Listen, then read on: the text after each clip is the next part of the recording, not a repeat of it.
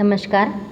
सावित्रीबाई फुले शिक्षण प्रसारक मंडल संचालित में रेणुका हाई स्कूल में मैं श्रीमती सुवर्णा अशोक गव्हाणे। आज हम देखेंगे कक्षा छठी का हिंदी का लेक्चर 10। हमारे टॉपिक का नाम है नदी कंधे पर। जो हम कविता आज देखने वाले हैं उस कविता का नाम है नदी कंधे पर। इसमें हम घटक देखेंगे कवि का परिचय, कविता का भावार्थ, शब्द वाटिका और समानार्थी शब्द। नदी कंधे पर इसके कवि हैं प्रभु दयाल श्रीवास्तव। इनका जन्म हुआ है 4 अगस्त 1944 में धर्मपुरा, दामोह, मध्य प्रदेश में। इनकी रचनाएं हैं बुंदेली लघु कथाएँ, लोकगीत, दैनिक भास्कर, नवभारत में बालगीत आदि। इनका परिचय है। आप विगत 2 दशकों से कहानी, कविताएं, व्यंग, लघु कथाएं, गजल आदि लिखते हैं। प्रस्तुत कविता में काल्पनिक प्रतीकों के द्वारा नदी के प्रति बाल मनोभावों को प्रतीक किया है। कविता का परिचय। यह कविता कल्पना पर आधारित है। कवि कल्पना करते हैं कि यदि हम नदी को कंधे पर उठाकर अपने घर ले आते तो कैसा आनंद आता। अब हम देखेंगे कविता नदी कंधे पर, प्रभु दयाल श्रीवास्तव। अगर हमारे बस में होता नदी उठाकर घर ले आते, अपने घर के ठीक सामने उसको हम हर रोज़ बहाते। कूद कूद कर, उछल उछल कर हम मित्रों के साथ नहाते। कभी तैरते कभी डूबते, इतराते गाते मस्ताते। नदी आ गई चलो नहाने, आमंत्रित सबको करवाते। सभी उपस्थित भद्रजनों का नदियों से परिचय करवाते। अगर हमारे मन में आता झटपट नदी पार कर जाते। खड़े खड़े उस पार नदी के मम्मी मम्मी हम चिल्लाते। शाम ढले फिर नदी उठाकर अपने कंधे पर रखवाते। लाए जहाँ से थे हम उसको, जाकर उसे वही रखाते। इस कविता का सरल अर्थ हम देखेंगे।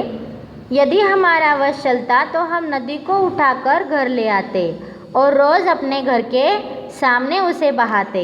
हम अपने मित्रों के साथ नदी में खूब उछलते कूदते और देर तक नहाते।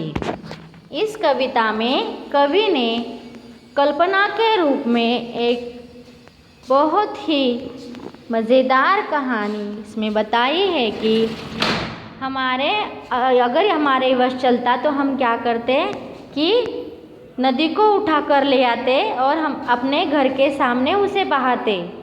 हम अपने मित्रों के साथ नदी में खूब उछलते कूदते और देर तक नहाते।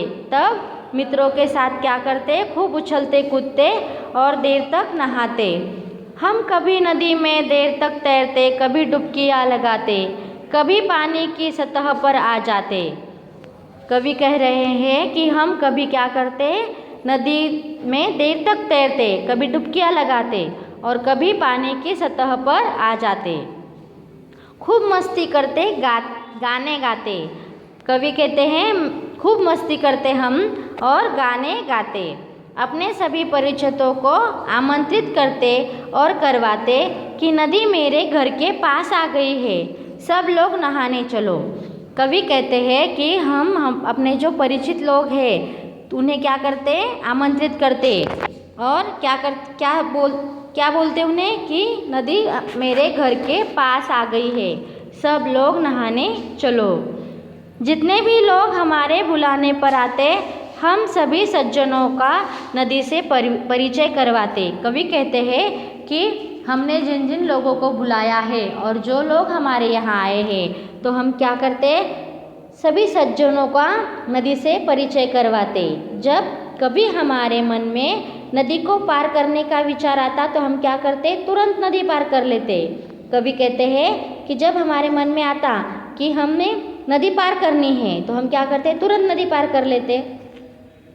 तब हम नदी के दूसरी ओर खड़े होकर क्या करते, जोर जोर से माँ को आवाज़ लगाते और खूब चिल्लाते। नदी पार कर जाते दूसरी ओर और वहाँ से क्या करते, जोर जोर से माँ को आवाज़ देते और खूब चिल्लाते।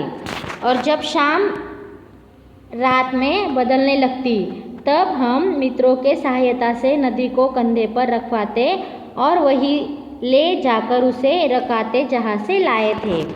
दिन भर मस्ती करते गाने गाते और डुबकियाँ लगाते, नदी में तैरते और उसके बाद जब शाम रात में बदलने लगती तो क्या करेंगे, मित्रों की सहायता से नदी को अपने कंधे पर रखवाते और वहीं से लाकर वही रखते जहाँ से लाकर लाया है और वही नदी पर फिर से रखाते। नदी कंधे पर इस कविता में कवि ने यह सब वर्णन किया है। अब हम देखेंगे शब्दार्थ। इतराना खुश होना, बहाना नदी को प्रवाहित करना, मस्ताना नदी मस्ती करना, आनंदित होना, आमंत्रित जिन्हें बुलाया गया हो न्योता हुआ, भद्र यानी सज्जन, ढले बीतने पर। समानार्थी शब्द देखेंगे। नदी सरिता, शाम संध्या, घर गृह, रोज प्रतिदिन, मित्र दोस्त, भद्र यानी सज्जन। आगे के लेक्चर में हम जन्मदिन यह पाठ देखेंगे। धन्यवाद।